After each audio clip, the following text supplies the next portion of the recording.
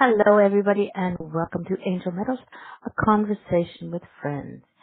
My guest this evening, who I kind of sort of tortured his name on a Facebook Live, but his name is Michael Bradford.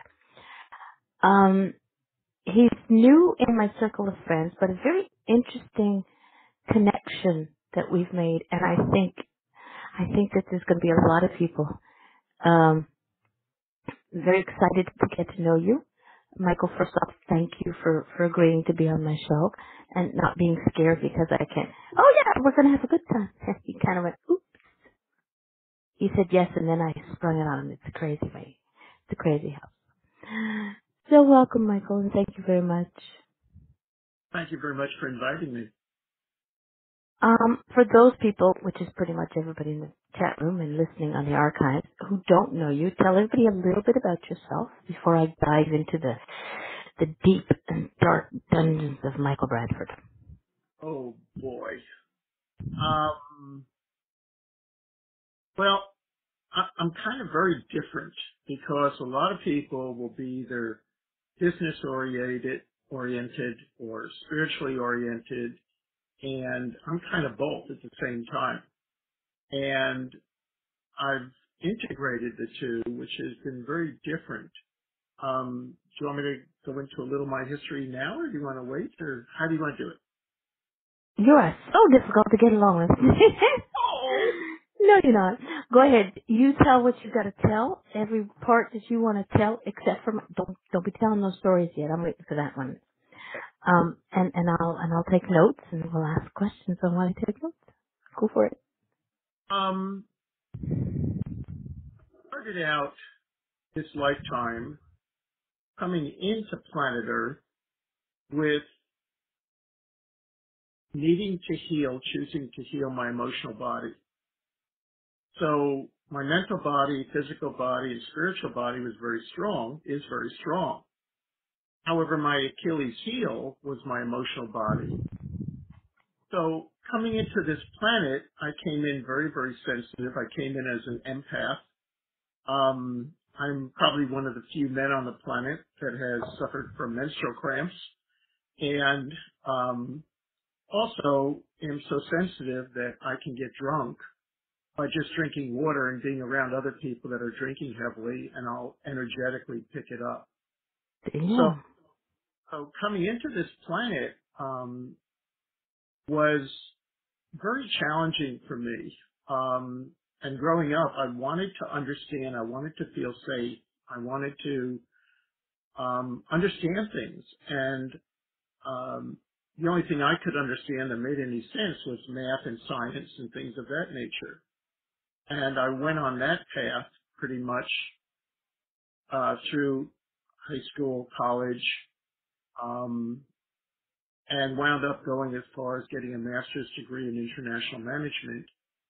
And then around 1979,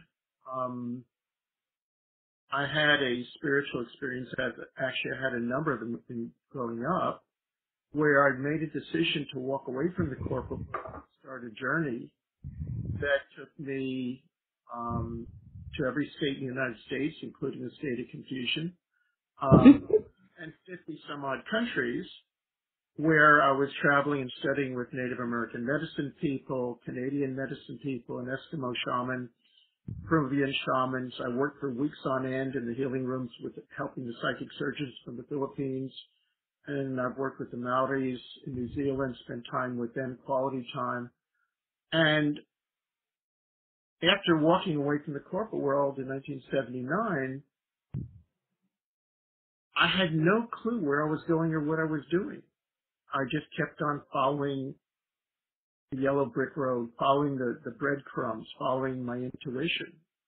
And it's been a very, very interesting journey. I didn't go to be a healer. I didn't go to be a shaman, medicine person, or anything like that.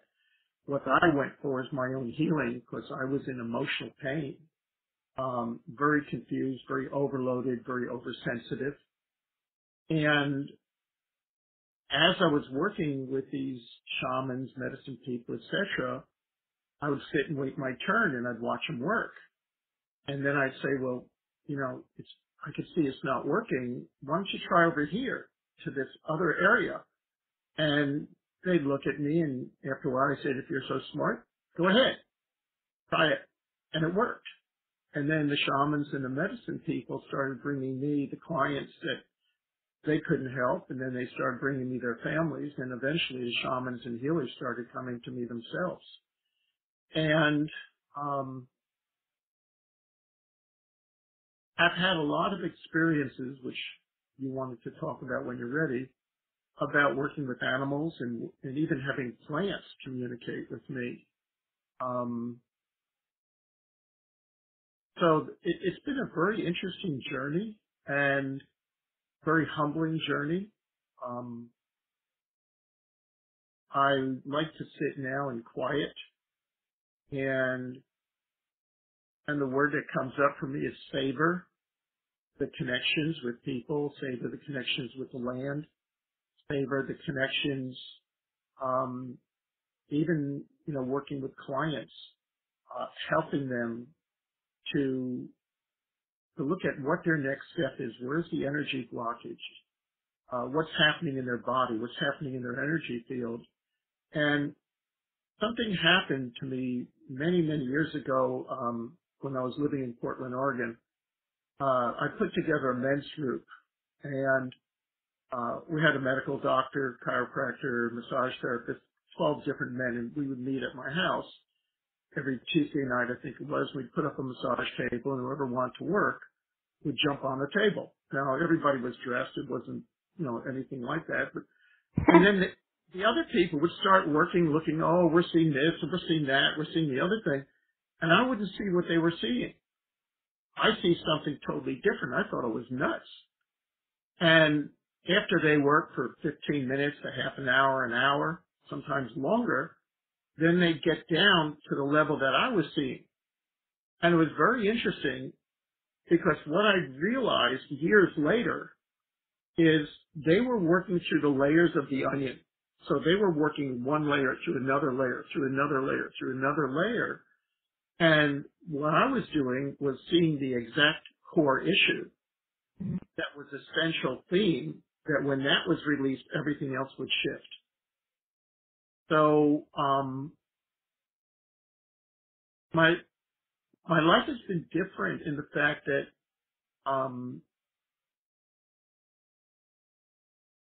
I've been, okay, I'll say it a different way. Where other people are okay in sensitive environments or in environments where people are in a lot of pain, painful for me. So what's happened in that process is, whether it's my guides, my teachers, my higher self, whatever it is, I've learned, because it's too painful for me to listen to people's stories, I've learned almost instantaneously to go to the direct core issue that the person is having, identify it, and help them clear it without going into the story, the trauma, the drama, the heightened emotions.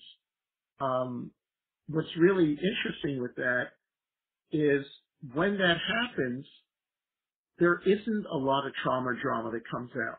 There isn't even a lot of pain and suffering. It happens almost instantaneous in a way that allows the person to shift and be free. Do you want to ask any questions, or? Yeah, I do. I got a couple. I'm sorry. Okay, so no, never apologize. It doesn't work. Do you think because you were empathic, because you could feel this pain, because you could, which is a good thing you weren't around me yesterday, because I had a nice little glass of rosé wine. Do you think because you were empathic and it gets everything that affected you at your core, that when you were helping people to heal, whereas everybody else saw the layers, because you knew what your core problem was, you could see their core. You could see what exactly you would get past, because you get past all the fluff and the different layers of onion, even though they were important to those people, because you knew what your core was. You knew exactly but you knew exactly what was your problem. because you attracted and you felt and everything was there, that when you saw somebody's pain, you saw exactly the center of their, you didn't have to go through the layers. Well, I've got some tears welling up in my eyes, and you told me this is going to be a really, really open and powerful session, so I'm going to go for it. Mm-hmm. For myself and for many other people, when we come into planet Earth, the veil shuts, and we forget who we really are. Mm-hmm. And sometimes, and I've been blessed with a lot of phenomenal teachers and associates along the way. And they told me, they said, Michael, you're a healer of healers. You're a teacher of teachers. Your job is not necessarily to work with the masses, but your job is to work with those people that are talented and gifted to help them, because when you're doing that, it multiplies the amount of people that can be helped. The other thing that I was told is that I was from a planet of healers where this planet developed the best healers in the entire universe. And I was also told that I'm part of a vanguard team that has come here to Earth. However, most of my people, most of my tribe are not here on the planet at this point in time. That I'm here more as a scouting party or a vanguard team, and the rest will come later on, which has helped me to understand some of the loneliness and some of the hunger for meeting people that I can relate to and talk to. Mm-hmm. The other thing, One little comment from the chat room. There's a few little gibberish comments there, but the one that Scott said, and it rings well, is that generally healers take the least care of themselves. They're so busy healing others, we forget to take care of ourselves. We forget yeah, to take, or it's harder for us to decide what exactly well, we know what our problem is as healers, but it's easier to help somebody else to heal than it is for us to heal ourselves. So yeah. okay, for me, Mm-hmm. I've been working on myself consciously for over 40 years. Even now I'm working with 3 or 4 different healers. So a lot of healers, they're in a situation where you're right, they may not want to, they want to control the outside. They Mm-hmm. want to fix other people so their pain stops. That is definitely one of the situations that happens. However, for me, I've been working on myself for the past 40 years with every healer, shaman, medicine person that I could find, psychic, intuitive. So for me, I've been doing my best to keep on working on myself and shifting my frequency and vibration. Um, and, I mean, part of it is we've got the energy of the planet shifting. So we've got the internal structure pushing us, the frequency and vibration of the world, and then we have our own internal desire to want to learn, change, heal, and grow. Did you want to ask another question or make it? um, okay, you said you left your corporate job.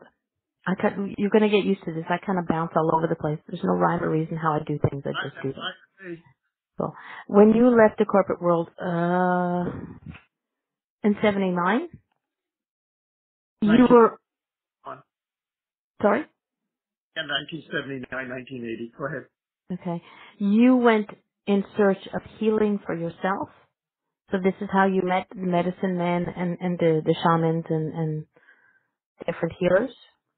Prior to 79, 1980, I was working probably 60 hours a week at the job. I was president of a corporation. I basically was retired when I was 79, when I was 79. Woo-hoo! Back in Oh, 19, you're aging backwards, Orlin. that's okay. So I was basically retired at that time. I was president of a corporation, owned 10% of the company, had a company car, had a 4-bedroom house I lived in alone, had stocks, had a rent house that I owned. I was basically retired or could have retired when I was about 35 years old. And that's when this energy just started moving within me, and I walked away from the corporate world. And that's what started me on the journey. I had been on the journey before. However, that really actively pushed me out where I had the time to travel, because when I was in the company, I only had, even though I was president of the company, I only had 2 weeks a year vacation. Plus I was working 60 hours a week. It doesn't give you a lot of time No. to really delve into other areas. So what does your family think about your search for healing and the healing that you do? Well, let's put it this way. I left home when I was 18, Mm-hmm. and my family didn't know what to do with me because I didn't fit into the family structure. So basically, I was pretty much an outcast. Even the people I was close, my cousin, who I was very close with, he passed away last Thanksgiving. He had my 2 books on his coffee table, but he never would look at them, and he would never discuss it with me, and I couldn't discuss any of my attitudes or beliefs with him. So in my family system, I had zero support for who I was, what I believed in, and basically, if I wanted to be around my family, I had to be quiet and keep my mouth shut. Whereas a lot of people who've been through that. So to this day, does your family still feel the same way? I know you said your cousin passed away last year, but the rest of the family that's still here, do they still have that feeling? There's no one in my family that I'm close to. And I will say this, there are those of us that came in that we have close ties with our family, our blood family. Mm-hmm. There's others of us that have come in where we have a soul family, but it's not our blood family. Agreed. I'll also say to you that there's those of us that have come in where we don't have our blood family, our soul family isn't here, but they're in spirit and they work with us from the other side. And each one has its own challenges.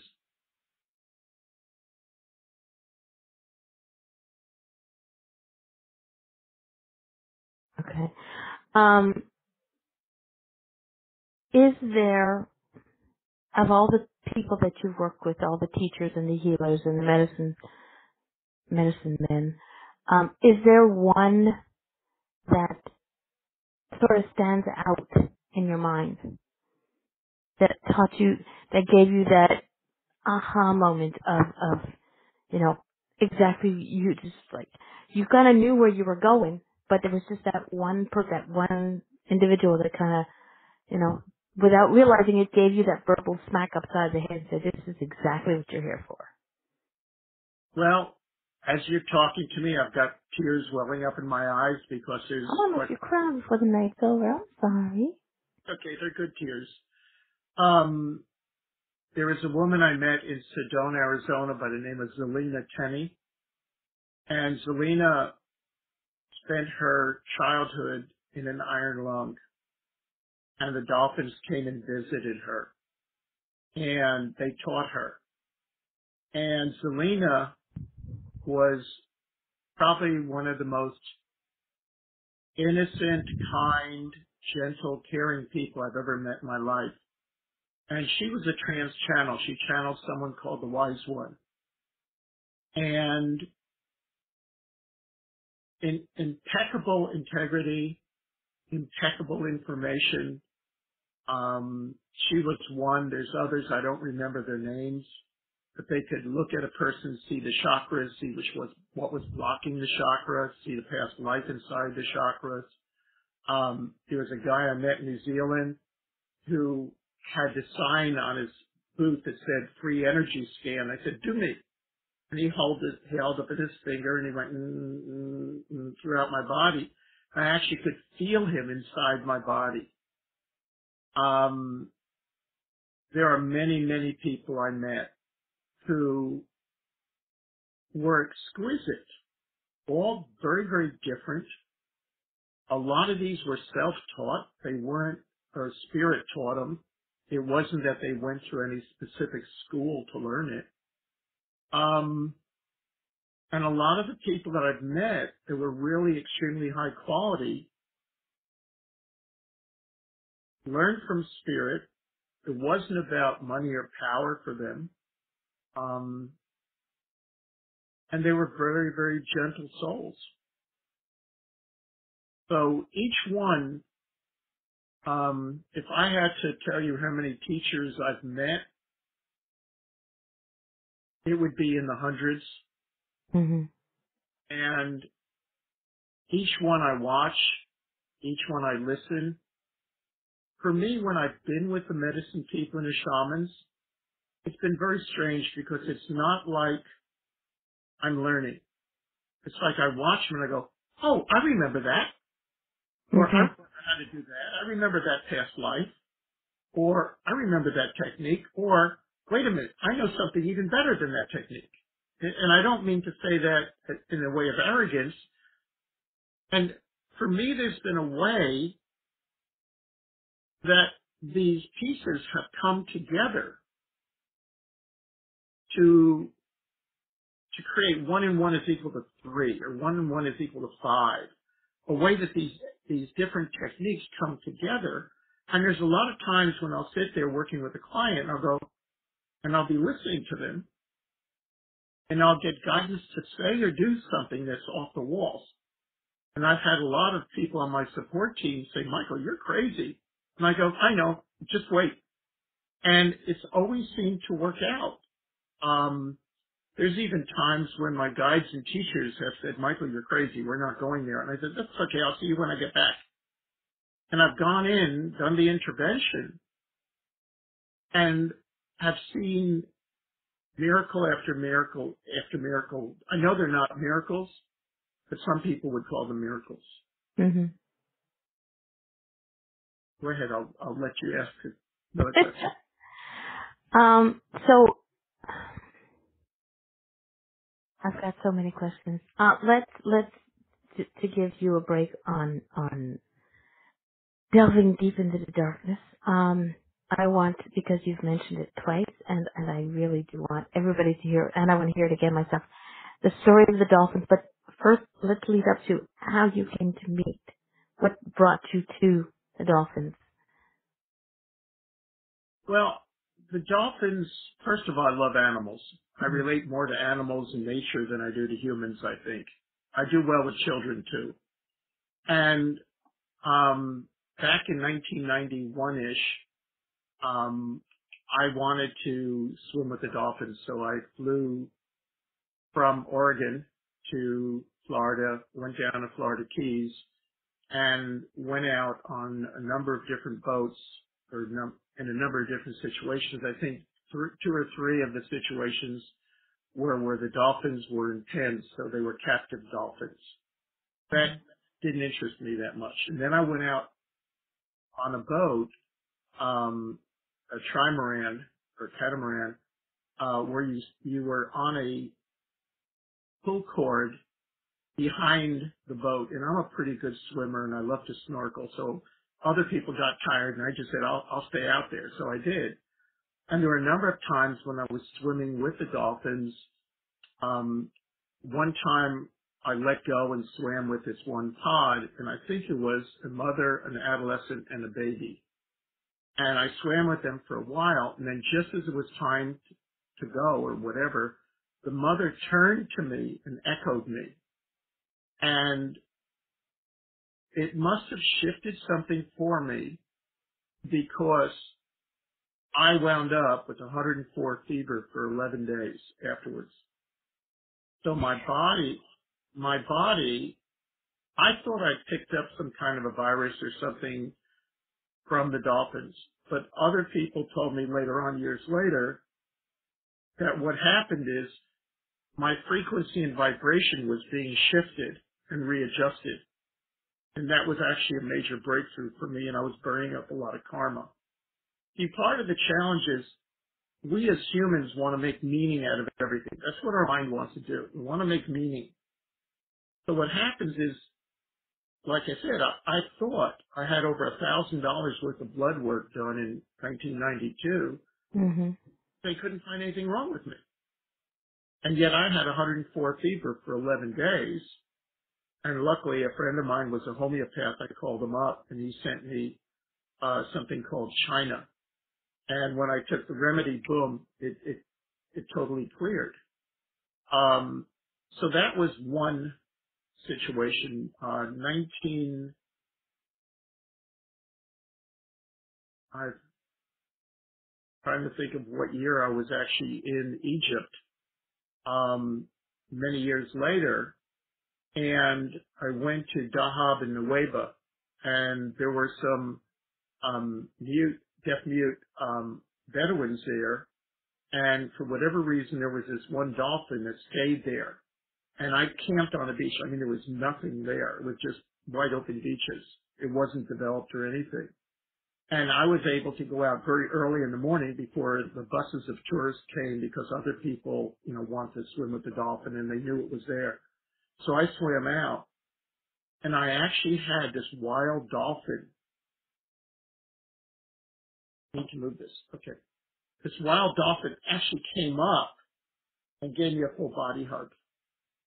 And it was the most amazing, phenomenal thing that I've ever experienced in my life.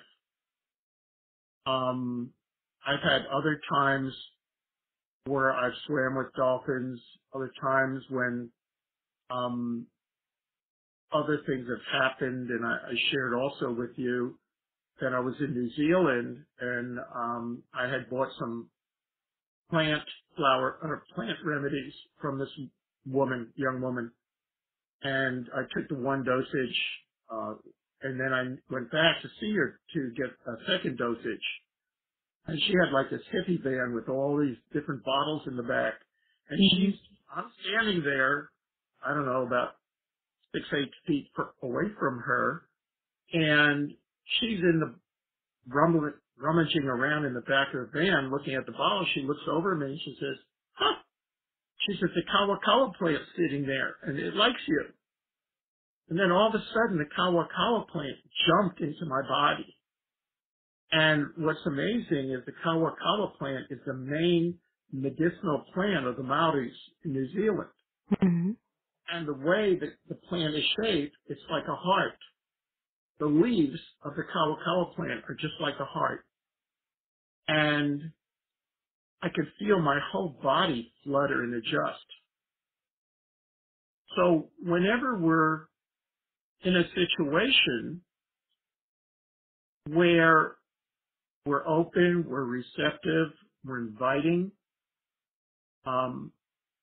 things can happen. Absolutely amazing things can happen in walking on the land. There's a lot of times where the land has talked to me.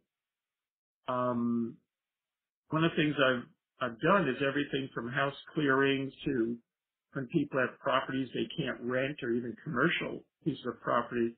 I'll walk the land and I'll ask the spirits, what's going on? What needs to clear? What needs to move this energy? Mm-hmm. And be able to get information to where I can help and negotiate so that the energy is more smooth and aligned. I'll give you a couple examples. I was in New Zealand and I was told about this farm that had a lot of problems. Things kept breaking down, going bad, and they invited me to come out and visit them. Well, I went out to visit them, and when I walked the land, what I felt was like these prehistoric monsters, energetically coming into this plane. And in talking with them, they were pissed off because our energies was going into their plane. So we had the situation where there was both energies were contaminating the other plane, and I brokered a deal where we would stay on our side and they would stay on their side, and we'd ask for that veil to be Mhm. strengthened and to be respectful so that both people would be able to have their own space. A lot of these things I've scratched my head and go, am I crackers or is this really real? And it just keeps happening so many times where there is confirmation of other dimensions. There's confirmations of other beings. There's confirmations of beings of light, prayers answered, manifestation, where I've just learned to trust it and surrender into it and just go with the flow. Just keep asking, what can I do to serve? What can I do to help?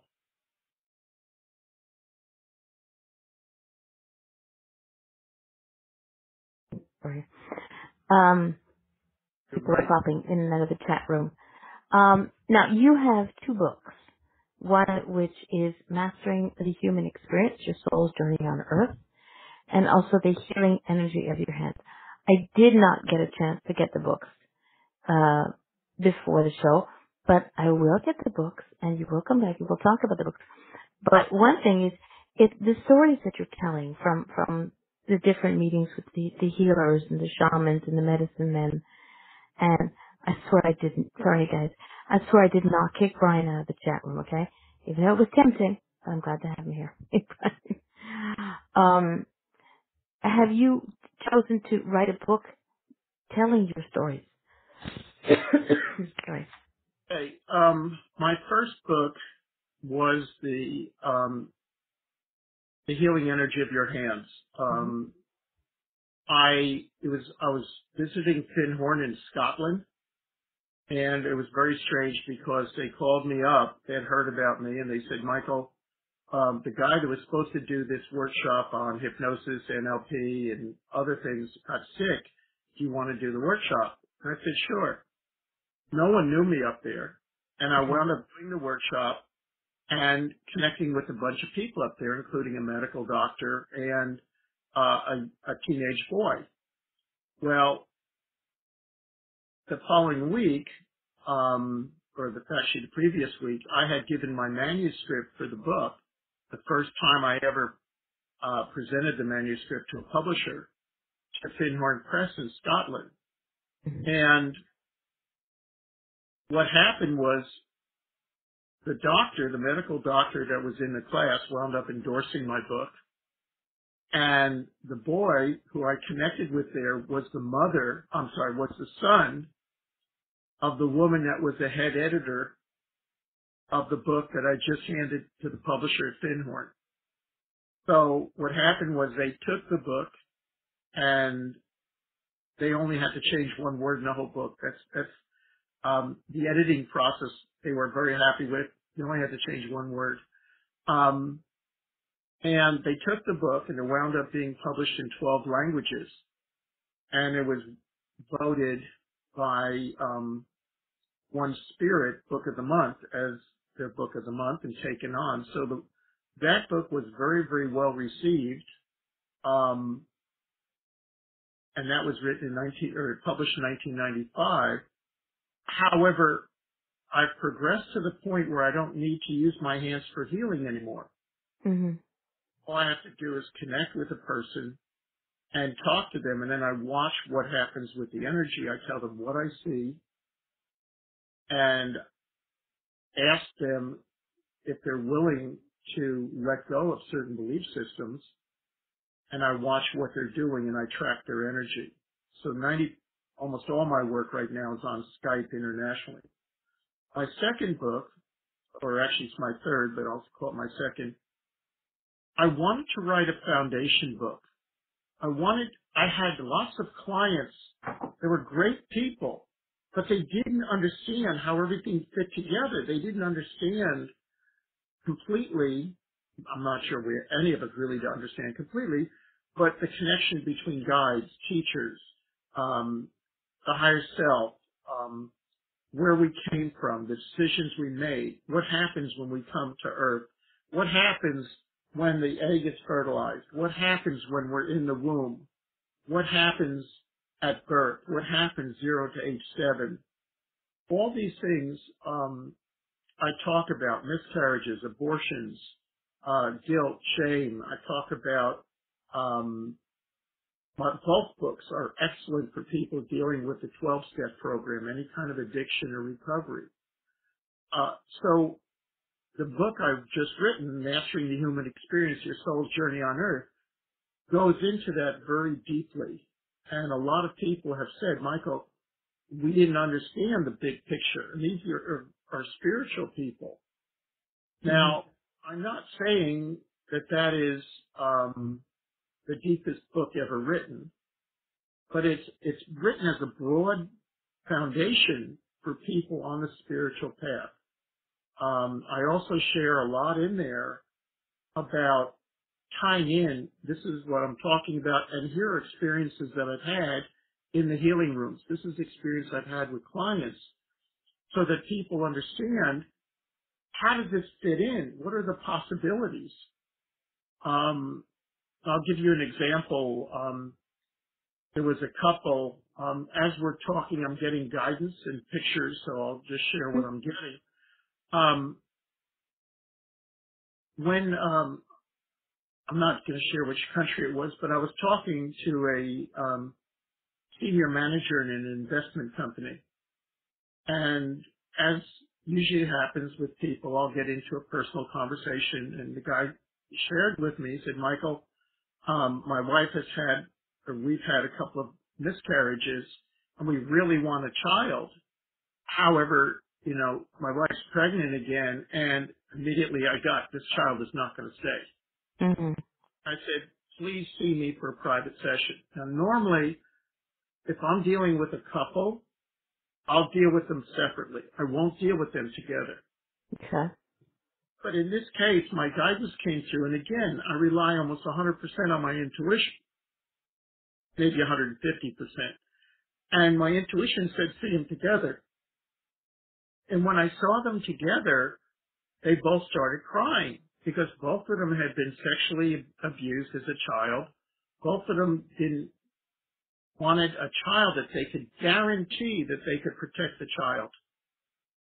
And what I did is I worked with them on their pain. I worked with them on their suffering. I worked with them on their belief system that said they didn't want to bring a child into this earth unless they could absolutely, totally guarantee that this child would be safe.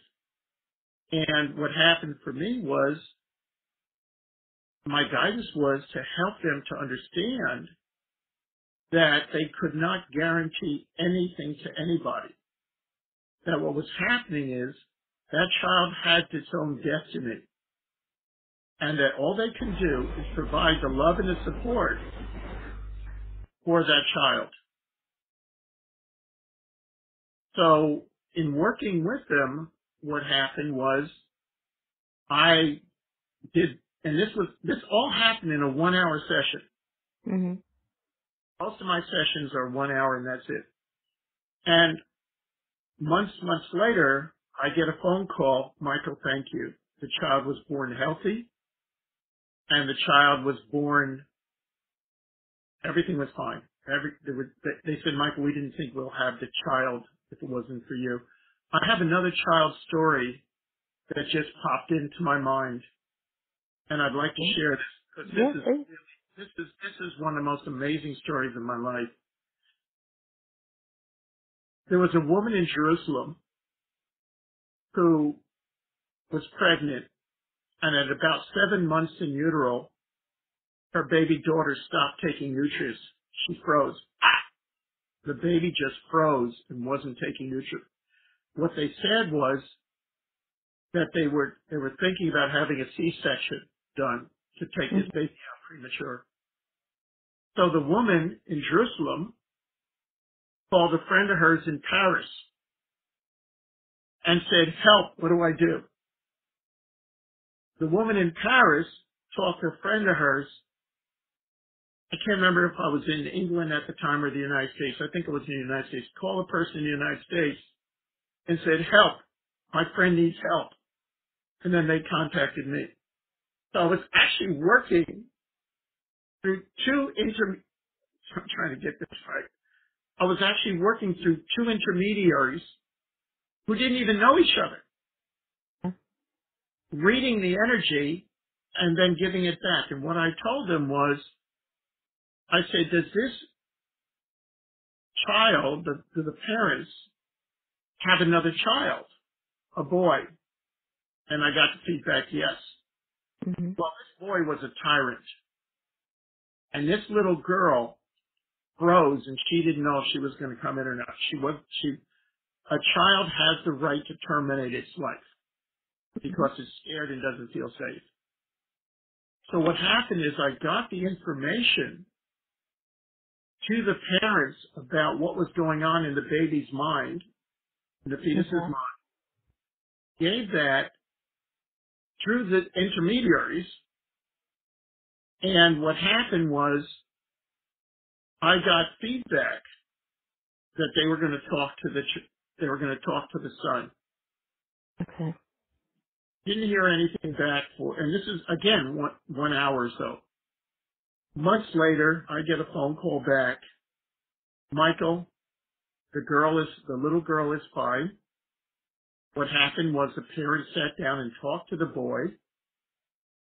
And when the little girl was born, the little boy, rather than throwing a temper tantrum, walked into the room where the mother was in the hospital where the mother was holding a baby without grabbing the attention of everybody in the room. The child slowly walked over to the baby, gave the little baby a kiss on the forehead, and was totally nice to that child. That it's one thing when you're working directly with people. Yeah. It's another thing when you're working through a couple of intermediaries. Anyway, you know, I love telling stories and I love sharing because it's amazing what is possible, Mm-hmm. and it's amazing what the potential is. I've got a business story I could tell you. Well, hang on one second. Did the parents of the child, did they ever tell you what they sat down and talked to the young boy about? Basically, it was about them. No, I don't know the details. I just know that Okay. they needed to talk to that child, and whatever happened, I gave them the basic information, Mm. and their whole everything changed. All I'm doing. Oh, okay, thank you. Getting lots of guidance here when we're talking. Someone once said, Michael, do you know what you're doing? I say, heck no, I just do it. And they said, Michael, you're acting like an attorney. You're renegotiating karmic contracts for people. You're helping people to be free. And I've actually developed a way to call forth the karmic board, Mm-hmm. if the cases, and actually negotiate with the karmic board to help people. A little far out, I know it is. No. Hello, you're on my show. Nothing is going on for this show. Just for information, anybody who wants to connect with Michael, I have put his links to his Facebook page into the chat room. That's not his personal Facebook page. That's his band Facebook page. I forgot to get the website address, but there's also the Goodreads page and the Amazon page if you want to get his books. But get his books, and when we bring him back, we'll talk about the books, and you'll be able to ask questions from the book. Woo! And yes, I agree. Your stories, you love telling stories, but what I find from people who are storytellers, is that you may not realize it, but you're teaching people. You're showing them what is possible. Absolutely. You know, because some people have to have the physical, But a lot of people just need to hear, from somebody who's trustworthy and respected type of thing to understand the stories of what they went through. So telling people the stories that you had a hand in, you went through the different healers, the different things, people that you healed, the different connections you had with the animals. That's a way of showing, of teaching us. There's another thing that's happening that I was told, which I wasn't aware of. Spirit is actually I've been told that Spirit is actually putting healing energy on my voice and my words. Excellent. So one of the things that I'm willing to do for the radio listener audience, which I've never done before, is if you send me your email, and my email is michael@michaelbradford.com, if you send me your email, I will send you a free, how do you like that? A free copy of my meditation, which I call the Sacred Healing Room, which is actually designed to help people to heal, change, and transform. And I've never offered this before, so I'm willing to do that.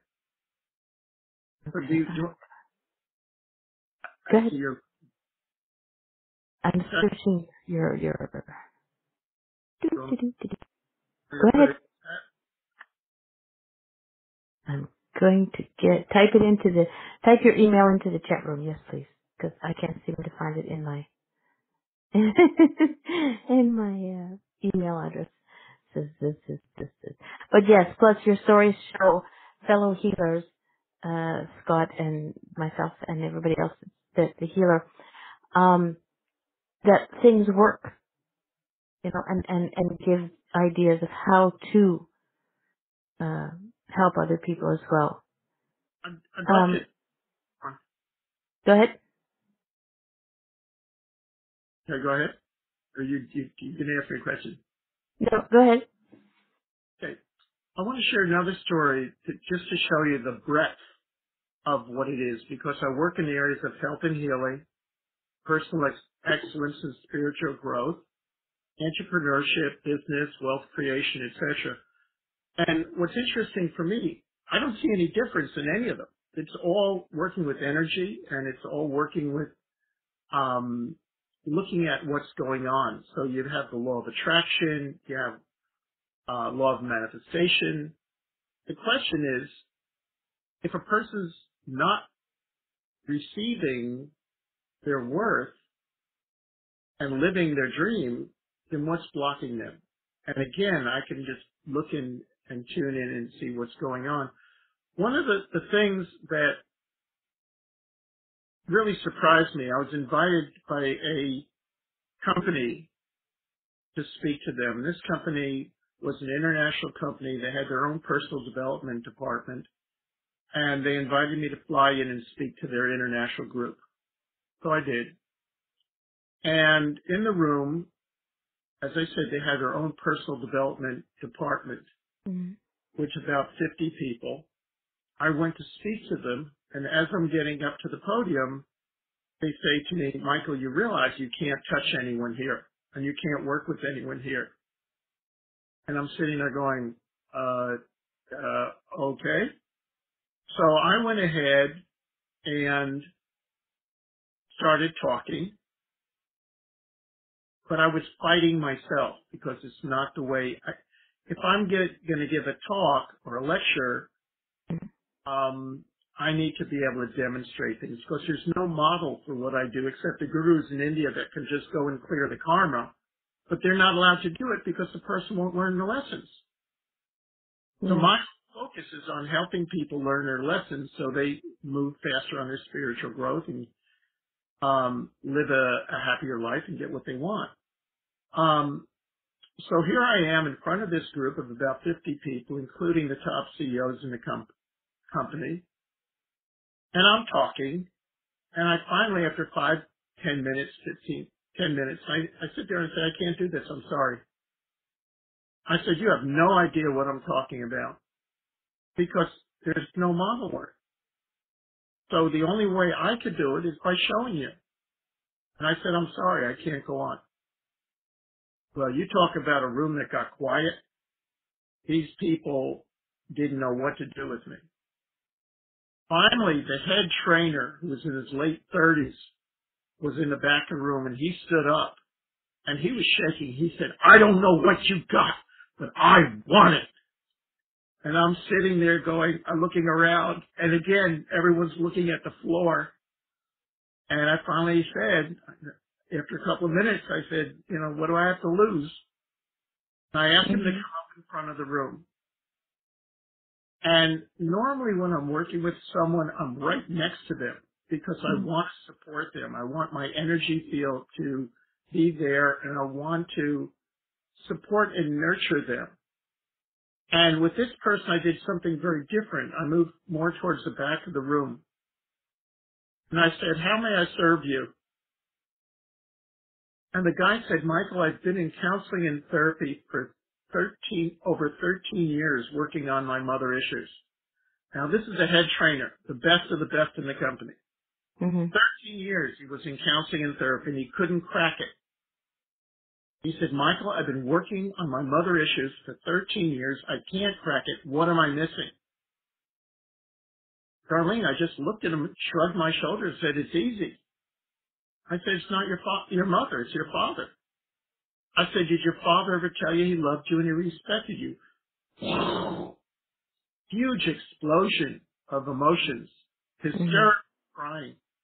And it looked like he grew 3 inches taller. That's all he needed was that one single piece of information. Yeah. I wish I could have been paid what he paid in those 13 years of counseling and therapy. And Yeah. again, he was the best of the best in that company. There was another woman there who was very, very sensitive. And she said, "Michael, I want to be a trainer, but I'm too sensitive. I go in overload." And I said, "Do you mind coming in front of the room?" She came in front of the room. This woman's energy field was out 25, 50 feet from her body. And a healthy energy field should only be out, I would say, maybe between a foot to 3 feet. Mhm. And I showed her how to monitor her energy, how to bring it in, and how to seal it. This whole thing took a couple of minutes. And the woman just looks at me and goes, "Oh my God, do I feel powerful?" And again, it's not about time. It's about precision. Mhm. Anyway, ask me some more questions or I'll keep telling stories. You can keep telling stories because you wouldn't believe how much you're teaching people. And okay, just a quick note. I put it in. Okay, so it's Michael at michaelbradford.com. You tell him in the subject line that you heard him on my show, so that he'll know it's not just some run of the mill quack. It's it's a quack from my show, which is always a positively positive, I hope.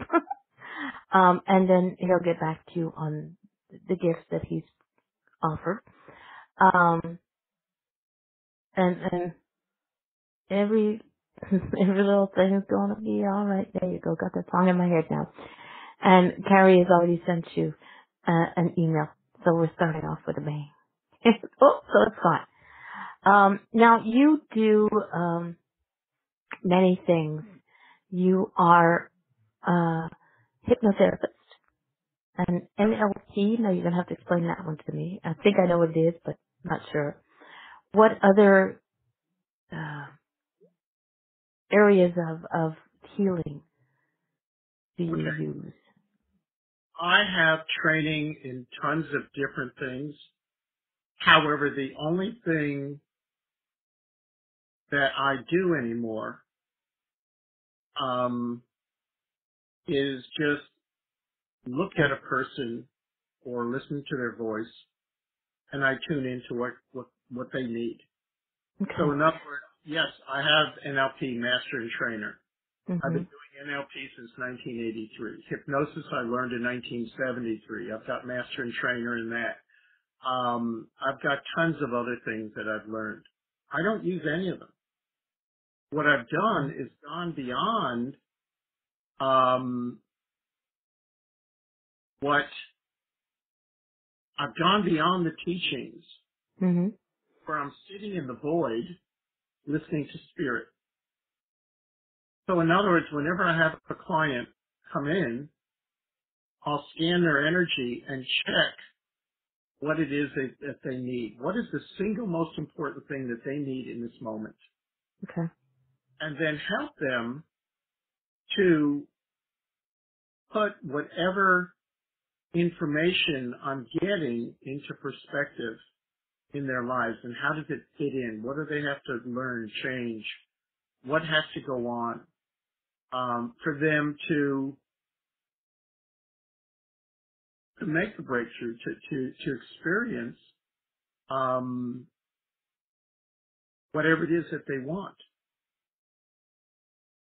Do So you work with clients via Skype? yeah, 90% or more of my work right now is internationally via Skype. Okay. I also, one of my passions is, and this is, if people have an opportunity, my preference is to Mhm. do workshops and I only do workshops of 18 people. Okay. Because what I do is I put together 2-day workshops, and the workshops have no format. So in Like other the words, show. Like my show. like your show. And when you're dancing with the energy, you don't need you have to have some kind of a format, a start, and a beat, and an ending. But what happens in my workshops is people will come in and I'll say, okay, here's the rules. By the way, in my workshops, I figured out a way to break codependency Mhm. in 2 days. I've also seen addictions break and clear in a day or two. So what happens is we get together, 18 people, and I like for them to have seen me talk, work, read my books or something, because I'm pretty direct. I don't beat around the bush. What happens Yeah. when I'm talking to someone, I'm very open and honest. There's no judgment. Whatever's happened, miscarriages, abortions, I've worked with murders. I've worked with people in the prison system. And I've worked, at this point, I would say I've worked with, 10, 20,000 clients all over the world. And I've seen a lot. So there's no judgment on what a person's going through. We're just human Mm. beings doing the best we can. Very true. So what happens, people come into the room, we sit down, and I say, here's the agreements. Number 1, confidentiality. That's the most important. Number 2, speak your truth. Number 1. Number 3, everyone in the room has to tell the truth. Whatever you're seeing, whatever you're feeling, talk to me. Stay present, and I don't care if you're the best healer in the world, no one does any healing except me in that group. Yeah. Because what happens is people start moving towards their breakthrough, and someone will put in healing energy, and they'll come right back down again. I want the pot to boil over. I want to help that person to let go. And a lot of times when people have a lot of emotions coming up, someone else wants to pull them down, meaning well. But what happens, those emotions, that energy doesn't get a chance to really process and release. So, Okay. This is very disturbing. The image that just came to my head, but there's a second one that goes with it. It's for people to heal. They have, like you said, your pot has to boil. It's like, here we go. It's a pimple. You have to let the pimple pop before it can heal. A volcano has to erupt so that it can grow. So yeah, understanding that. now here's the thing with that. That eruption can be very gentle. Hmm. That eruption does not have to be traumatic. No. However, it has to be released. Or when you shift it, it transmutes. Hmm. You're right. It does have to come up to the surface. Now, okay. They're having fun with me upstairs, so I'm going to play. Let's do it. You know how you make popcorn? You know, you got the pot and you heat it, and it takes a while to heat it. And all of a sudden, one kernel goes pop, and then another one goes pop, and then all of a sudden they go pop, pop, pop, pop, pop. That's what happens in the workshops. Now, the interesting part of the workshops is that when in the first hour or two, people, they're ready to kill me. It's okay. Because I'll keep saying, I'm sorry, I can't hear you. What'd you say? I'm sorry, I can't hear you. Because people will speak in negative languaging. I don't want this. I can't do that. You did that to me once. And I will not hear a person Mhm. until they language in a healthy way.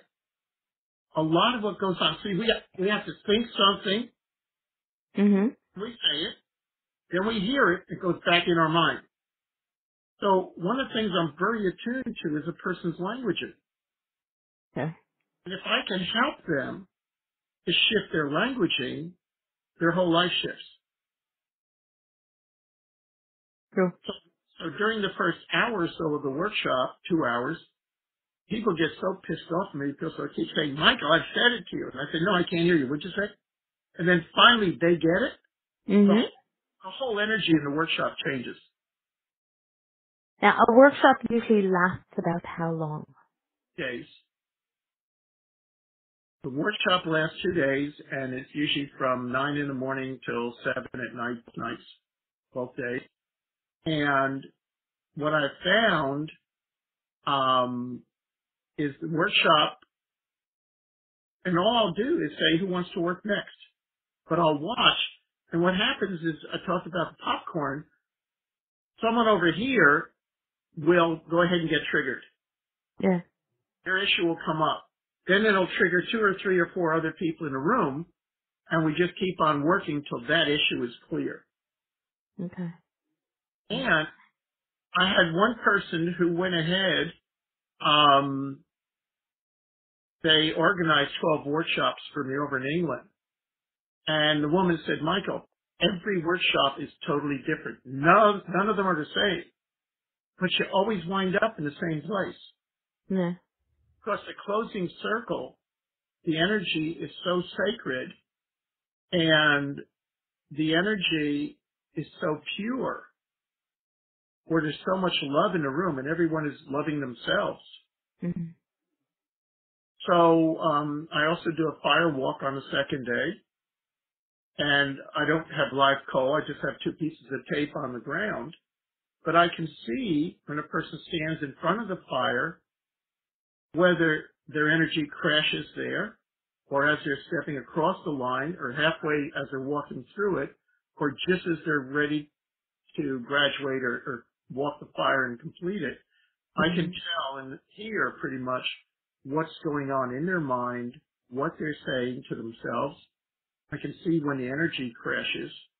And there's something called entrainment. And entrainment is when you've got 3 or 4 grandfather clocks in the same house, and all of a sudden they're all in synchronicity with each other, or you have 3, 4 women on their menstrual cycle in a house, and they'll all align to the same energy. Well, my workshop, cancel the energy that I have in the workshop when I'm teaching and when I'm working with people is so strong that their intuition starts opening up, their energy starts clearing, and by the middle end of the workshop, they're actually seeing what I'm seeing and picking up what I'm picking up. So the workshops are very, very powerful, and that's part of my joy and happiness. So if there's people who are in your listening audience who think that or feel that they could organize a workshop in your area, I would love to talk to you. So there you go. That's that one. So if anybody has an idea that they can hold a workshop and talk to Michael right now, Michael, you're in, where are you at? I'm in Virginia Beach, Virginia right now. He'll leave beach to come and see us. I think I'll take the beach to him. In the chat room, Scott has asked, have you ever found anyone so emotionally repressed that no matter what they try to do, they can't seem to get to the explosion? Absolutely. Yeah, if someone, okay, when energy is moving, Mm-hmm. it's easy to work with it. But if you've had a shock or trauma that's so severe, they've shut down, it takes a lot of skill, faith, and trust for both parties for that person to open up. Anyone that has shut down that completely has a reason why they're shut down that completely. Mm-hmm. Now, one of the things that I have done in talks is I'll have a balloon and I'll stick a pin in it and it'll go pop. Because that's what way a lot of us are. We're holding in so much stuff. And when we release it, it's like a balloon popping. Yeah. I've worked with Vietnam veterans. I've lived with them up on the Olympic Peninsula west of Seattle. I've worked with and met some special forces people in England. I had one guy, he was huge, a lot bigger than me, a lot stronger than me. And I met him in Newcastle. He walked in to visit a friend of mine, and I started walking towards him, and he said, "Michael, don't do that, I'll kill you." And I just kept walking. I threw my arms around him. He was not an older guy. He was fairly young. And Mm-hmm. he exploded in tears, hysterical crying, and we both fell down on the floor, but I wouldn't let him go. I just kept my arms around him. Anyone that has been in a situation, whether it be war, uh, uh, physical abuse, sexual abuse, anything like that, any kind of trauma, one of the ways that people survive is they shut down because they don't think that they can handle it. So yes, I've worked with people like that, and it's about creating the safety and the trust. If you don't have the safety, if you don't have the trust, it's more challenging. And I've seen things happen in busy hospitals where I've had people just explode. I was actually at a party at a yoga center in one of the major cities, and there was a woman there that was one of the heads of Homeland Security. And I hope she wasn't carrying a gun at the time, but I met her at a party, at a Christmas party, and she said something to me, and I don't know what happened. I just turned around and said something. It wasn't flip, it was boom, right to her core. And she exploded in tears and just fell down in emotional breakthrough. And I Mm-hmm. talked about the other gentleman who was the corporate trainer. He exploded too. So when you have the ability to touch that center core point in a person, Mm-hmm. things can happen very, very quickly. Again, if you're working through the layers of the onion, that's one thing. Yeah. But when you're working directly on a core situation, it can be, I hate to use the term explosive, but it's like taking a bottle cap off the bottle, poof, and all the air comes out, or all the whatever it is comes out. Yeah. I would rather have it out than in. Very true. But there are some people that are that difficult that they don't understand that out is much better than in because they're afraid of letting go of their control. Well, if they've been hurt and they're scared, of course you don't want to let go of control. Mm-hmm. Um, I'm seeing another story to tell you. There's two stories that are very similar. I've been around a lot of people, especially women, who are very petrified of big knives. And I've never had a person who was scared of a knife take more than, I would say, 3 minutes before I could walk and actually hold the blade of the knife against their throat, the sharp end, and they were fine. So what I would do is if someone told me they're really afraid of knives, and I've Mhm. heard some people, they really freak out, is I would say, okay, tell me how far. I'd pick the biggest knife I could find, and I said, tell me how far to stand back so you feel safe. And they'll say, okay, I feel safe there. And I said, okay, now I'm going to walk towards you very slowly. You're in control. Whenever you want me to stop, just say stop. Mhm. Take a few steps, and they'll say stop. And I'll say, okay, breathe. I said, tell me when you feel safe enough and then for me to take another couple of steps. I take another couple of steps. Well, like I said, I've never taken more than 3 minutes or so. And what I'll do is I'll tell them, okay, now I'm going to hold the back end of the knife, not the sharp part, against your throat. Mhm. Mhm. Tell me if that's okay. And then they say, okay, I'm okay with it now. And then I'll say, okay, can I turn the sharp edge against your throat? They take a deep breath and usually they say yes. Now, that shows us that a lot of our fears can be transmuted pretty quickly. There's another Yeah. situation where I was with a woman who had never been in water in her life. She was in her mid to late 30s. So again, I had another friend stay on one side of her, take her hand. I took the other hand, and we walked into the water up to our ankles. And I said, "Are you okay?" And after, then she said, "Okay." And I said, "Well, let's go in a little bit further." Well, within a minute or two, within a couple of minutes, she was playing in the water and she was fine. Mhm. The big thing is about trust. It's about support. It's about being with someone 100%. I'm going to take a risk here. I could never trust my father. I never knew when I was going to be supported and when I was going to be violated. Okay. So for me,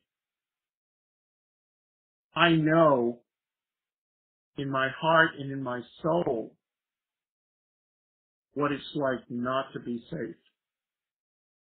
And being safe is been one of my big issues in learning in this lifetime. So I know how to create the safety for other people because I can feel them. I can feel their pain. I can feel their fears. I can feel their insecurities. And I will stay right with them. I was actually in a workshop in Southeast Asia where there were some things happening, and I went up in front of the group, and there were over 100 people there. And I said this, I said, I'm the kind of crazy guy that would go to the gates of hell and make sure you got out safe. And I Mhm. said, I'm sorry, I said the wrong thing. I would go into the middle of hell, stand there, help you to get out, and make sure you got out safely. And maybe because of the violation I felt, because of the insecurity, the fear, I'm highly attuned to what other people feel, want, need. Mhm. Whew. Okay. Okay. And the dolphins swim nicely. Oh, I The love back dolphins. there. I I know. love dolphins. I love animals. Um, when I was down in Florida, I found a place to sneak and camp out, and there was a little jetty there of rocks, and there were a bunch of big iguanas there, and obviously wild ones. And I saw them, and a couple of times I went over, and they all ran away. And one time I sat there and I said, "Okay, please let me come out there." And I slowly went out, and there was this huge iguana that I was able to sit next to and actually pet. I mean, I don't know what would have happened if it would have bit me, but You would not be on my show. that's true. And what's interesting is animals know, Mm-hmm. children know, children know. And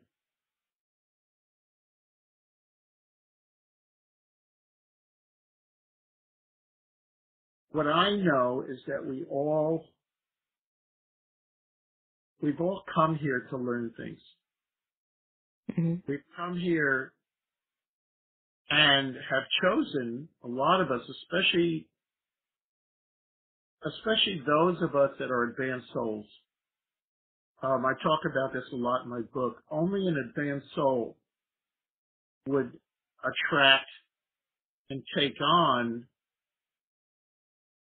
a high level of abuse or a high level of challenge, because a beginner soul wouldn't do that. They wouldn't be able to handle it.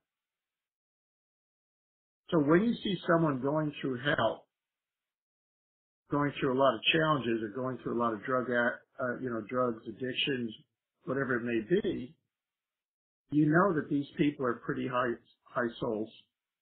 They're pretty advanced souls. I'll be quiet for a minute. Go ahead, talk to me. No, you have to be quiet. You have everybody enthralled. Okay, remember everybody, if you have a question or a comment, please put it in capitals so that I can pay attention. But Carrie, I did catch what you said. Carrie said when you were talking about your workshops, and I asked how long it took, she said, it's like the workshop where you start on the third day and no one sleeps. When everyone is exhausted and starts letting go all there, it's all just warming up. Because you said you wait. There's no. Sorry. Yep. So I gotta quick move that one there. So it's like when you say she friends went to it. That's what a workshop that she went to, or friends went to. They started on the third day. So you're telling me that nobody slept for the first 2 days? Sorry? See, I don't. No one slept. Ooh, trust me, I can sleep standing up. See, there's a number of ways of doing things. And I'm not going to mention the workshops, but there's some workshops where, I'm not going to say they drive you into exhaustion. Mm-hmm. I don't believe you need to do that. What I want is the people conscious and present. I've only met 5 people in my entire life. 5. They're more than 30% energetically present in their physical bodies. So what happens is, here we are, and what we want to do, what a lot of people do, is they want to get away from their pain. Mm-hmm. What happens is we learn to split off and disassociate. We learn, thinking that we're going to be safe. We want to get away from the fire. We want to get away from the pain. Mm-hmm. Reality is, if you stay with it, you take total responsibility, you breathe through it, then what happens, you transmute it, boom, and you don't pick up the karma. It's just the opposite of what people think. So what I help people to do is to get present in their physical bodies. I help them to become independent, internally referenced, and authentic. And for me, people don't need to put on a pretense of who they are. I could care less how much money people have, or I taught. Okay, I have taught all over the world. I've taught in Kuwait, Dubai, Abu Dhabi. I've worked with strict Muslims in burqas. These are women doctors who we had to stop a number of times during the day so they could pray. I've stayed with the Muslim people. In fact, it's kind of funny. They said, Michael, you're more Muslim than we are, because they watched me, the way I interacted, the way I ate, and was with the people. So being able to blend in with people, being able to share with them. When I was in Bali, Indonesia, and other places, I was in hospitals working with the poorest of the poor of the poor. Who a person is this lifetime may not be who they were another lifetime. They weren't. Mm-hmm. So it's, I just find it very interesting to go with the flow. Okay, there's another two things that they're telling me to share. When I went over to Southeast Asia the first time, I was told, Michael, be very, very careful. Always know that you're looking at God, no matter what you're looking at. Because they said, if you don't, you're going to have your heart ripped out of you, because I'm too sensitive. Mm-hmm. So what happened was, one of the stories I tell is when I was over in Bangkok, and I was in this big marketplace, and this place was huge. And I could see in the distance this guy coming towards me on a skateboard. However, the kid had no legs. He was sitting on a skateboard, had no legs. He had gloves on his hands, and he was pushing himself through, and he was smiling. And I saw him in the distance, and our eyes locked. And as he was coming towards me, he went, and I looked at him and went, and he went whizzing by me, never stopped to ask for money, anything. And that's in my book, the story. And the editor, when she'd read it, she started crying. So part of it is understanding that no matter who we're looking at God expressing. And to just keep holding that space of God expressing. I do a lot of work coaching, working with entrepreneurs, helping them. I know I haven't talked about that a lot.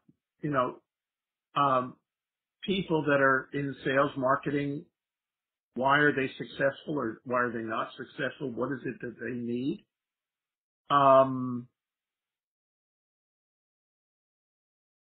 So again, I'll tell you another story. I was over in Europe, and I was invited by a friend, to his board of directors meeting. He said, Michael, just keep your mouth shut and sit in the corner and watch, which I can't do. It's impossible. I was going to say that, but okay.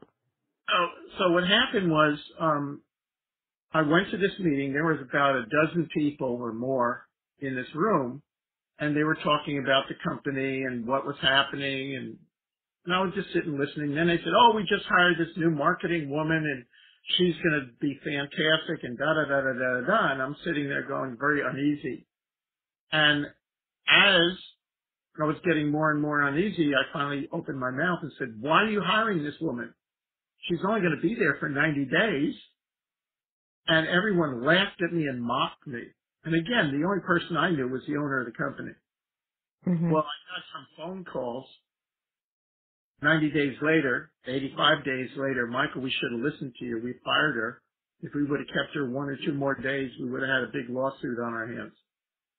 So I've worked with people looking at what is the structure of their company. There were people I met in Southeast Asia. One person invited me to their company, and he had a big software company. And again, I met him socially. He asked me to come and look at his company. So I'm walking through he asked me to come down with him. So I met him, went down to the company, walked through it, and I said, "What are your sales?" And he said, 1.4 million. And I said, "Give me a couple of minutes." So I walked through the company, didn't really talk to anyone, never saw the books or anything else. And I said, "You should be making 4 million in sales." And he looked at me and he said, "How the heck did you know that?" And I said, "My intuition." He said, "Well, that's what we figured too, but we can't do it. We can't get over 1.4 million. They were just at break even." Mhm. Now, if they had hit the other figure, they would have had, that was all profit. That they, Mhm. so they would have had 2.6 million in profit. So he asked me, "What do we need to change?" And what I said was the only thing he needed to change was his management style. And then I made the mistake of telling him and and the guy that was underneath him, these were the two owners, that they were passive aggressive and that I could help them in 3 months to turn the company around. Well, they're being passive aggressive. They didn't follow through. But again, I don't know whatever happened to the company. But using intuition, reading energy patterns, asking, how can I serve? What is it that I can do to help these people? That's all I do. What is the single most important thing that I could say or do right now to help this person to improve the quality of their life? Talk to me, Darlene. Tell me what I can do to find that 1.4 million was what they were making, and it wasn't enough. I'm sorry. I could be happy with that. There goes my hand. Mhm. No, 1.4 million is what their sales were, but they were at break even. Okay. 4 million is what my intuition said their potential was, Mhm. and that's also what they, in their board of directors meetings, came up with. But they could never reach it because they kept sabotaging themselves. Okay. Yeah. A lot of As, people do that. as an outside person, Mhm. as an observer, it's much easier to see what's going on and to look at it and tune into the energy. Very true. Very true. That's when people ask your opinion.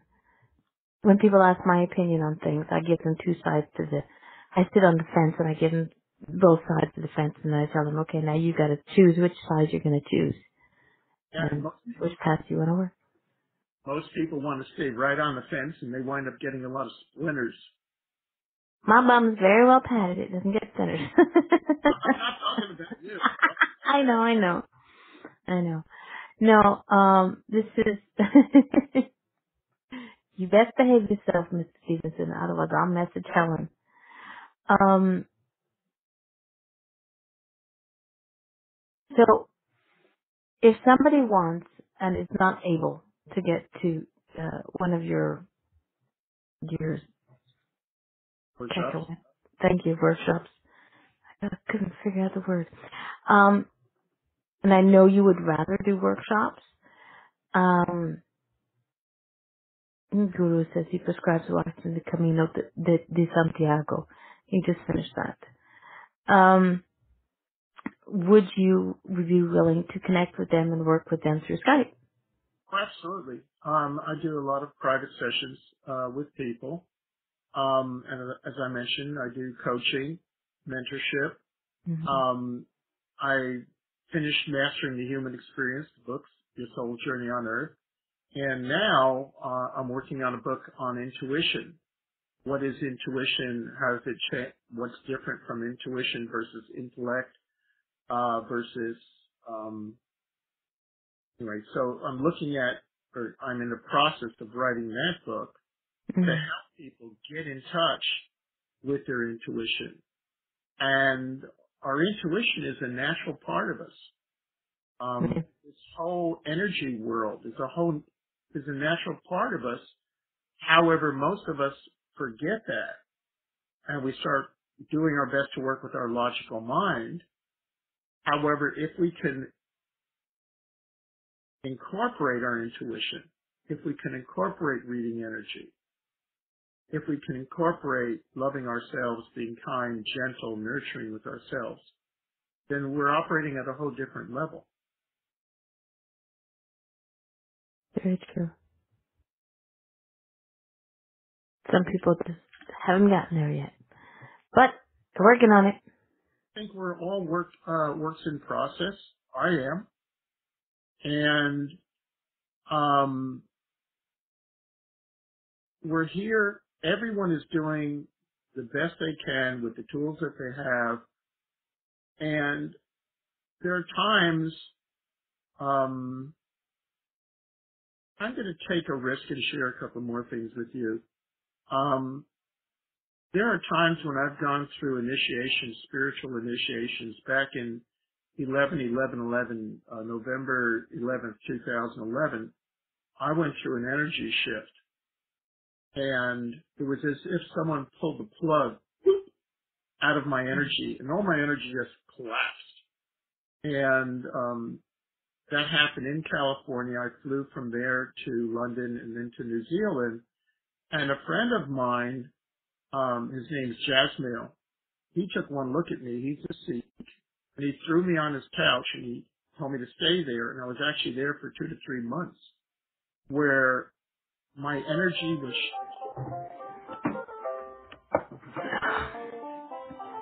Go ahead. nice to have a little music, where I had no energy. I literally could not get up off the couch. I could barely walk to the bathroom. And what happened was, Jasmine was cooking for me. He was rubbing my feet, praying over me. And it took me about 2-3 months before my energy rebalanced.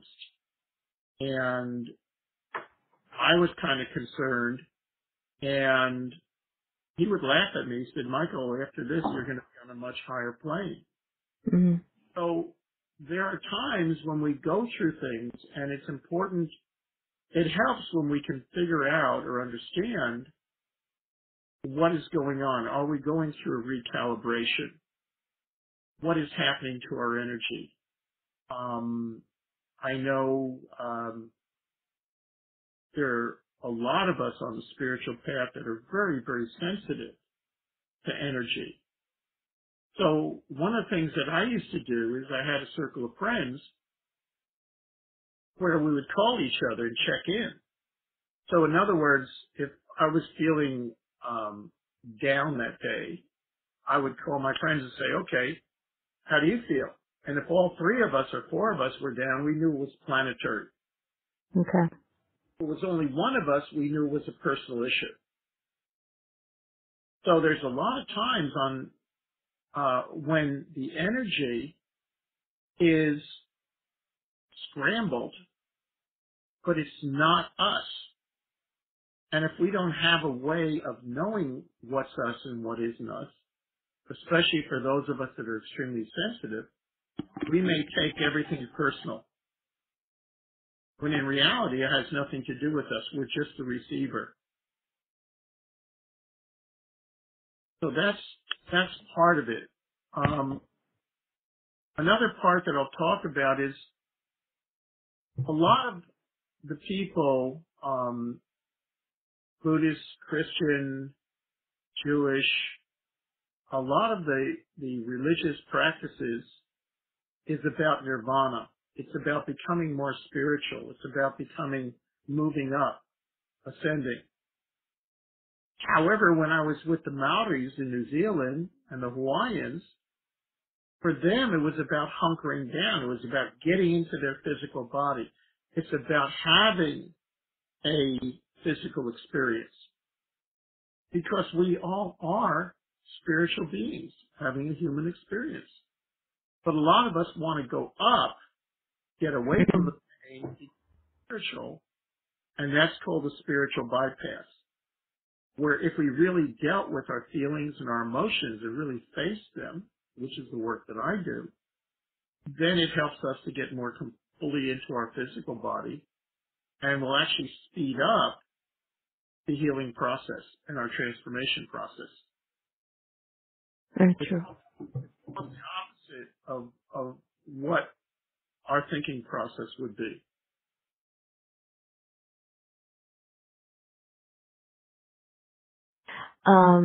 Carrie said that she's in a. Sorry, guys, that was Windows Helpline, by the way. I don't have a Windows computer. I'm. It's my usual line. I just slammed the phone and hung up with the woman. Um, Carrie said sounds like an ascension. She's in an ascension group, which is very comforting. One of the things that I've noticed lately is that, like what you said, is that scam. Is that you had your friends to connect with, that you could call and figure out whether it was just a personal thing or it was out there in the divine.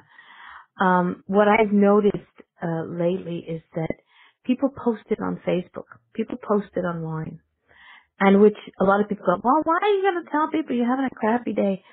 Fortunately or unfortunately, that connects different people. That connects the dots where people will sit there and I was going through a rough time, and two very special people who are very close to me were going through a rough time, and we each thought we were separate until we spoke to each other, until we saw our comments on Facebook, and it was like, it's not us. Ow, that hurt. It's not us. It's the universe. And then I had a guest on my show in the middle of this craziness, and she said it was because there was a change and an upgrade of guides that was happening, and that we as humans didn't know how to take it. We just kind of settled it. And somebody said, "Oh well, it's Mercury retrograding and whatever was happening at that time." And it sort of answered all the questions. So it's great when people are able to talk, and it's not just a one-on-one thing. It's for me, I think that as much as people dislike Facebook and putting all your business out there on for everybody to see, sometimes your business out there say, I'm having a really crappy week. Is anybody else having one? Just put that out there and see how many people connect. And then you can figure out whether, where to start from there. So yeah. I mean, part of what is really important is for people to be authentic, open, and honest. However, because a lot of us have been judged and criticized, it's challenging. One of the things I make very clear, I want to tell you this story because I think it's a very important story. Mm-hmm. I was overseas, and a guy called me up. He was pretty young. He was in his early 20s. He said, Michael, I'm hooked on hard drugs and alcohol, and I'm really having a rough time. Can you help me? And I said, are you still using? He says, yes. And normally I will not see someone when they're using. Mm-hmm. And, but my guides came through and said, see him. So I said, okay, I'll see you. He said, I'll be over in an hour. I said, no, you won't. I said, he says, when's the first appointment? I said, 9 o'clock at such and such a day. I don't know, 4 or 5 days away. I did that on purpose. Mm-hmm. He showed up 8, 9 in the morning, drunk, on drugs, driving. He was in his early 20s. And this is in Europe. And again, I start saying, I won't see you because, you're using. And my guides came through and said, see him. So I did. And we start the session and my guides say, told me to tell him, you've got to come off cold turkey. He said, my doctor said it could kill me. And I said, I can't tell you what to do. I'm not a medical doctor. However, it's your responsibility, but my guides and teachers are telling you you have to come off cold turkey. I said, you make the decision. I said, I'm not a medical doctor. I'm just telling you what I'm getting, and it's up to you what you do. Mhm. Michael, let's go for it. Okay, so we did a session, I don't know, it was about an hour. He left. A week later, I start getting all these phone calls. What'd you do to the guy? What did you do to the guy? What'd you do to the guy? I said, what do you mean? He's clean and sober. You know, he's had a total turnaround. Everything's great. Okay, fast forward a year. I'm in London giving a talk, and this guy walks up to me and said, Michael, do you remember me? I said, no, I'm sorry, because I'm in another state when I work with clients. And he said, I'm the guy that was on drugs and alcohol. And I went, oh, okay. So I'm giving my talk, and I said to him, I said, would you like to come up on stage and tell your story? So he did. Everyone gave him a big round of applause. Finished my talk. A week later, I start getting phone calls again. What'd you do to the guy? What'd you do to the guy? What'd you do to the guy? And I said, what do you mean? He said, he's back on drugs and alcohol again. And I called him up. I said, what's going on? You're bad-mouthing me all over town. What did I do? And he said, you're human. And I said, yeah, I never said I wasn't human. He said, but I thought you were a god who waved a magic wand over my head. I'm not strong enough to heal myself or to stay sober.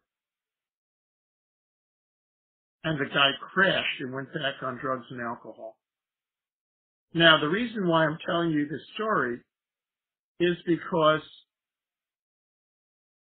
I talk to people about the times in my life when I was down so low, I didn't know if I'd make it another day. Mhm.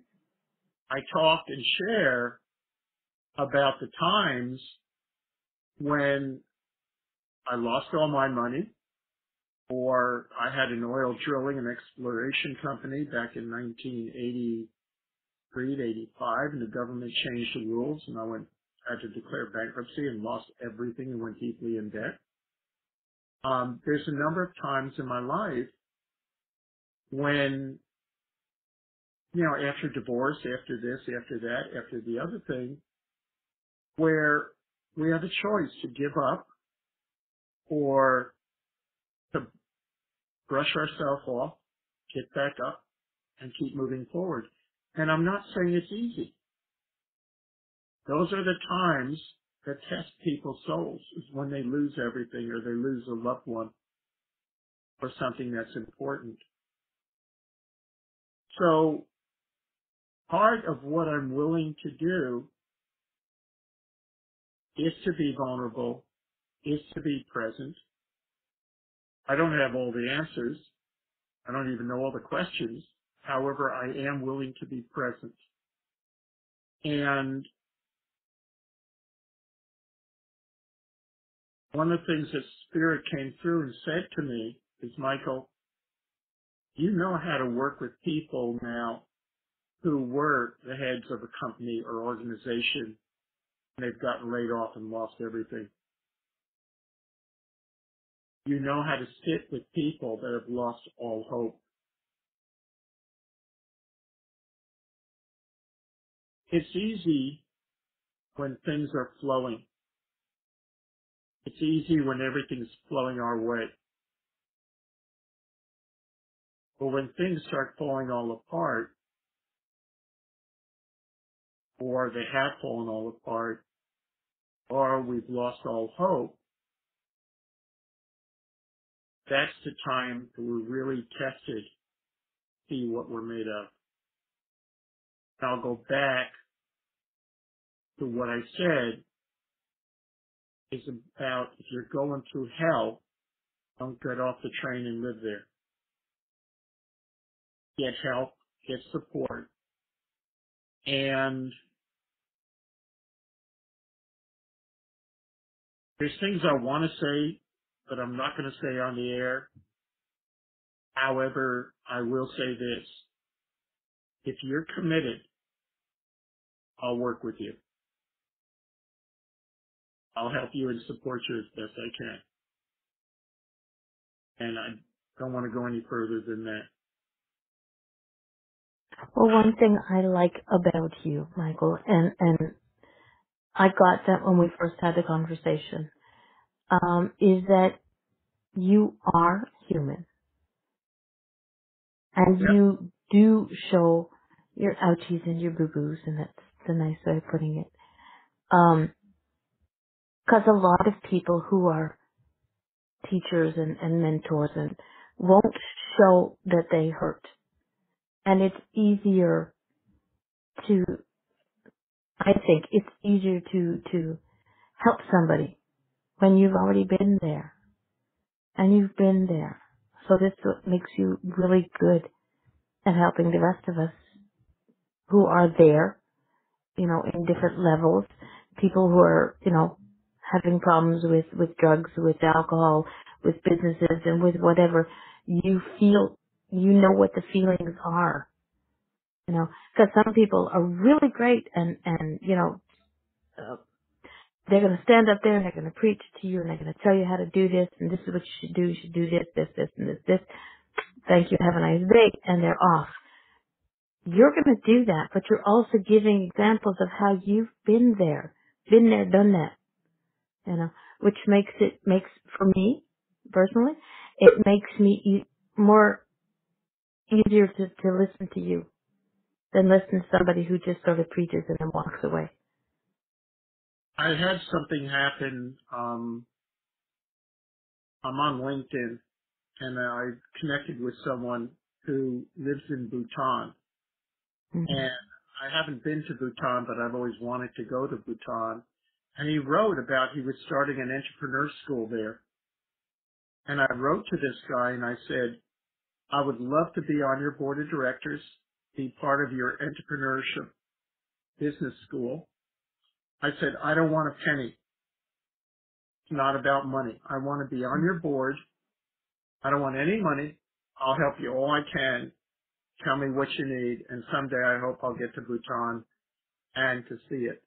And I think I scared him, because initially, and I asked him and I called him on WhatsApp.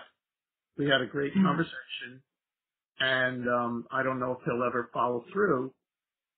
However, I love doing things like that, working with indigenous people. I like working with different cultures, and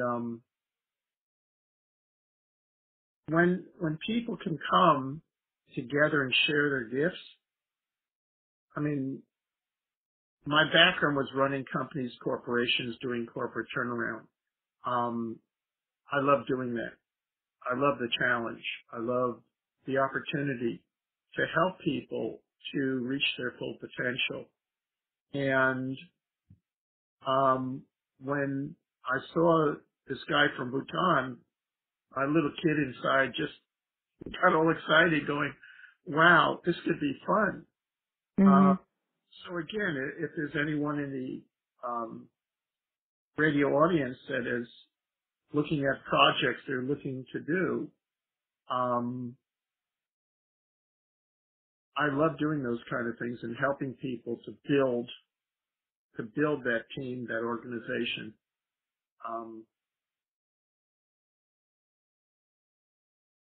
Back to you. Yeah, you do listen very well to people and their dreams. You listen to mine. Well, it's pretty much the end of the show. If anybody has any questions for Michael, please put them in the chat room. If not, y'all have his email address. Y'all can message him. He's got Facebook. He's got LinkedIn. He's got WhatsApp. You will figure out a way to connect with him.